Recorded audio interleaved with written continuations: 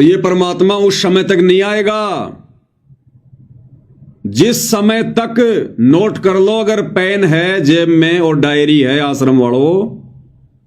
तो ये वचन नोट कर लो जो परमात्मा बुलवा रहे हैं। सतगुरु रामपाल जी भगवान उस समय तक हिसार जेल से बाहर नहीं आएंगे जिस समय तक इन आश्रमों से जुड़ी हुई ये नादान संगत, मूर्ख संगत,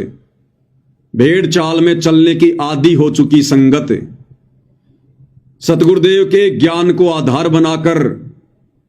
साध संगति से जुड़े भाई बहनों की तरह, जब तक ये संगत हृदय से गुरु को परमात्मा मानने नहीं लग जाएगी, सारी फोटोएं हटाकर एकमात्र अपने घर पर, अपने दरबार पर, अपने लॉकेट में अपने पूज्य गुरुदेव भगवान की नहीं लगा लेगी, घर घर में सतगुरु रामपाल जी परमेश्वर जी को जब तक ये शतलोक आश्रमों से जुड़ी नादान संगत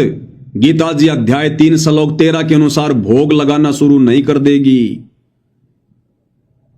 और घर घर में सत्सेवक भाई बहनों की तरह ये 5 दीपक वाली थाली लेकर परमेश्वर के विधान अनुसार पाती पंच पोहप कर पूजा और देव निरंजन और न दूजा, जब तक घर घर में गुरुदेव भगवान की आरती उतरना शुरू नहीं हो जाएगी, जब तक घर घर में गुरु को परमेश्वर मानकर तीनों समय की आरती के समय या दोनों समय की आरती के समय भोग लगाते समय ये चौवर राम होना शुरू नहीं हो जाएगा, गुरुदेव को परमेश्वर मानकर, और जब तक ये नादान संगत जो इन सतलोक आश्रमों से जुड़ी हुई है और इन सतलोक आश्रम के कोऑर्डिनेटरों ने, आश्रम संचालकों ने, गुरुदेव के परिवार वालों ने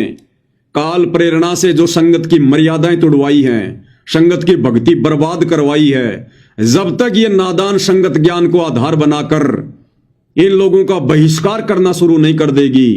अपने अपने कोऑर्डिनेटरों से, नामदान संचालकों से सवाल जवाब करना शुरू नहीं कर देगी, तब तक भाई और बहनों परमेश्वर दया नहीं करेंगे, नहीं करेंगे। और यह संगत यदि ऐसा नहीं करेगी तो फिर परमेश्वर अपनी विधि से आएंगे और नादान संगत की चटनी होगी, चटनी, युग परिवर्तन के समय में चटनी।